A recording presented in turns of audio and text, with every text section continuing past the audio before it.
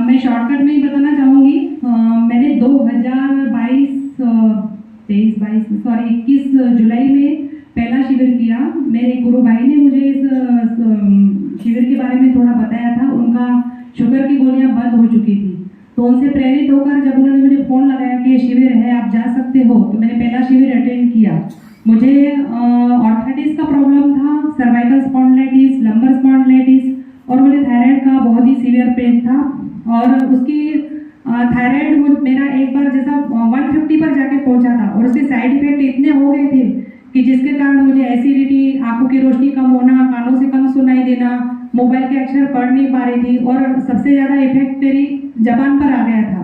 काफ़ी सारे वर्ड्स मैं क्लियर प्रोनाउंस नहीं कर पा रही थी, और बोलने में भी अगर मुझे किसी से बातचीत करना है तो बहुत सोच के, क्योंकि मेरी जो जीभ है उसमें जड़ता आ गई थी, तो बहुत हार्डली मैं बोल पाती थी, इतना इफेक्ट आ गया था। ये शिविर करने के बाद जैसा मैं पहले दिन से ही डॉक्टर साहब जैसे बताते हैं, तो गोलियां थायराइड की मेरी उसी दिन बंद हो गई, उसी दिन बंद करी। और मुझे उसमें भी एक प्रॉब्लम था, पैरों में जो था, घुटनों के नीचे। मैं जब कुर्सी पर बैठी थी तो उस समय में मेरे पैर सही ढंग से टिक नहीं पाते थे नीचे, बार बार कभी ऊपर लो कभी नीचे लो, इतना पेन था पैरों में। पर जैसे ही, और ये भी कि डॉक्टर साहब जैसे बताते हैं यहाँ बैठने के बाद कि जो कुर्सी वाले हैं वो नीचे बैठो, कुर्सी वाले हैं वो नीचे बैठो, तुम अपने साथ बहुत खतरनाक काम कर रहे हो। तो फिर मैं थोड़ी देर नीचे बैठी और बैठ नहीं पाती, क्योंकि लंबर स्पॉन्डिलाइटिस, सर्वाइकल स्पॉन्डिलाइटिस, पैरों की तकलीफ, घुटनों में भी प्रॉब्लम था। तो थोड़ी देर नीचे बैठती और फिर वापस चेयर पे बैठ जाती, ऐसी कंडीशन थी। तीसरे दिन पर मैंने ये देखा, तीसरे दिन अचानक मेरे पैरों में से जैसे मूंगियां कैसे निकलती है, ऐसे मूंगियां निकलने लग गई, और मेरे पैर एकदम हल्के हो गए। चौथे और पांचवें दिन के बाद ऐसा हुआ कि मैं चेयर मैंने छोड़ दी। मैं फिर नीचे बैठ रही थी, और जैसे ही ब्रेक हो जाता तो थोड़ा सा लेट जाती, थोड़ा सा मैनेज कर लिया। और एक बात इसमें बहुत बढ़िया हो गई कि मेरी जब से मैंने लगभग 15 साल हो गए मुझे थायराइड का प्रॉब्लम है, और रोमेटॉइड आर्थराइटिस का प्रॉब्लम, जैसे इसमें मेरी उंगलियां और पैरों की उंगलियां, हाथ वगैरह सब ऐसे सूजन आ जाती और टेढ़े हो जाते थे। मुझे काम करने में बहुत दिक्कत थी। थायराइड के कारण मेरा हाथ में भी ये जो ये नस होती है, मेन मनगढ़ की नस कलाई की, वो दब गई थी, जिसके कारण बड़े बड़े हार्ट डॉक्टर्स को दिखाया था, ऑर्थोपेडिशियन को, न्यूरोसर्जन को, और एमडी डॉक्टर को, मेडिसिन वालों को। तो सबका सजेशन ये था कि आपको ऑपरेशन करना पड़ेगा, उसके बगैर कुछ नहीं। जैसे जैसे नस आपकी दबेगी तो फिर वो निकालना बहुत मुश्किल है, आपका हाथ काम से जा सकता है।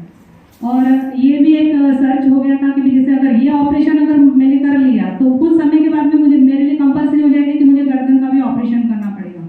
और उसकी एक टेस्ट होती है, बहुत ही वैसी टेस्ट मैंने आज तक जीवन में नहीं देखी, वो मुझे अब उसका नाम नहीं मेडिकली याद आ रहा, पर वो टेस्ट करने के बाद में जैसे मैडम वो सुइयां डाल रही थी और वहीं से मोड़ने के लिए कह रही थी, और फिर बता रही थी आपकी गर्दन की ये साइड की नस दबी हुई है, ये साइड की दबी हुई है, कमर की दोनों साइड की नस दबी हुई है, हाथ की दबी है, आपको तो ऑपरेट करना पड़ेगा। फिर न्यूरो सर्जन के पास गए तो उसने बोला आपको तो बिल्कुल अर्जेंट, आपको गर्दन का ऑपरेशन करना ही है, नहीं तो आप मतलब आपका कुछ भी हो सकता है। ये सब सुनने के बाद में मेरी एक मेंटल, मैं भी डिप्रेशन में जा रही थी।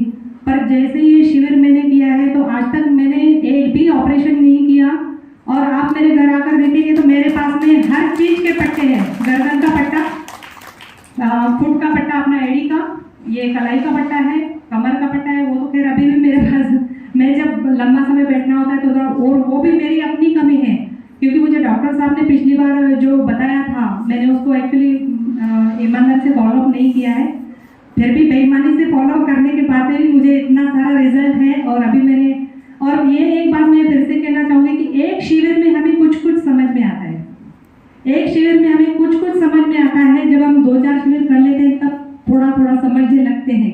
इसलिए मेरा आप सभी से नम्र निवेदन है कि लगातार इससे जुड़े रहें, ताकि हम इसमें प्रेरित होते रहें, क्योंकि डॉक्टर साहब हर शिविर में जो भी बताते हैं, अलग अलग कुंजियाँ फेंकते हैं, हमें अलग अलग बात समझ में आती है।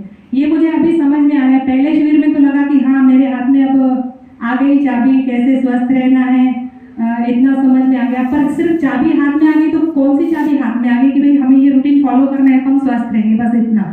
पर हमें और भी इसे डीप में समझना है, तो सेवा का जो डॉक्टर साहब बताते हैं वितरण करना है, इसका भी बहुत बड़ा, हाँ इतना था कि मुझे अभी उतना डीप समझ नहीं आया, पर मैंने वितरण निकालना शुरू कर दिया था कि ठीक है, समझ में नहीं आता है कहाँ देना चाहिए क्या नहीं, पर मैंने अपना गुल्लक बना लिया और भगवान का निकालना शुरू कर दिया। और सिमरन की जो है साधना, ये असल में डॉक्टर साहब जो बताते हैं ये तत्व बहुत छोटी चीज है। ये तो हमारा ठीक है, ये एक साधन है, भगवान का दिया हुआ साधन है, उसे पाने के लिए हमें इस साधन को ठीक से रखना है।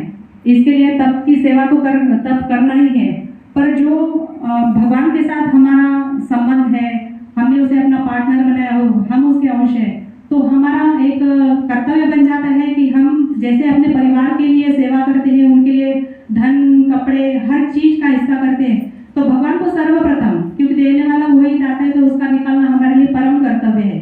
भले हम अपने परिवार वालों को थोड़ा पीछे, पर उसका पहले हिस्सा निकालना है। उसके बाद आत्मा का भोजन जैसे बताते हैं, आप सभी जानते ही हैं कि भाई सिमरन है, तो सिमरन में बैठ के हम पूरी दुनिया को समय देते हैं, बहिर्मुख होकर इसका उसका सोचते हैं, पर हम अपने साथ कब बैठे, अपने प्रभु के साथ कब बैठे। तो समय भी उसने हमें दिया है, जीवन की नेमत दी है, जितने भी साल हम जिए उसका कम से कम 10 ऐसा तो हम अपने प्रभु को जरूर दें, इतना नम्र निवेदन है। और मैं इतना ही मैंने अनुभव किया है कि जितने जितने हम शिविर करते जाएंगे, हमें डॉक्टर साहब से उतनी उतनी कुंजियां मिलती जाएंगी। एक शिविर में तो पूरी बात बैठ नहीं पाती है।